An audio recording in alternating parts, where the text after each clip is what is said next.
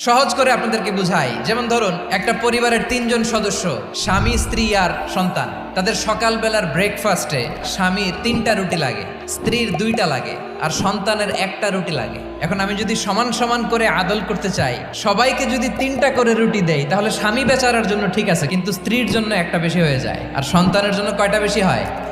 আচ্ছা, 2টা করে যদি সবাই রে দেয় সমান সমান নীতিতে, তাহলে স্ত্রীর জন্য, স্ত্রী বেচারির জন্য ঠিক আছে, কিন্তু স্বামীর কয়টা কম পড়ে? আর সন্তানের বেশি হয়ে যায় কয়টা? আচ্ছা, সমান সমান নীতিতে সবাইকে যদি সকালের নাস্তার জন্য 1টা করে রুটি দেই, সন্তানের জন্য ঠিক আছে, কিন্তু স্ত্রী বেচারির কম পড়ে কয়টা?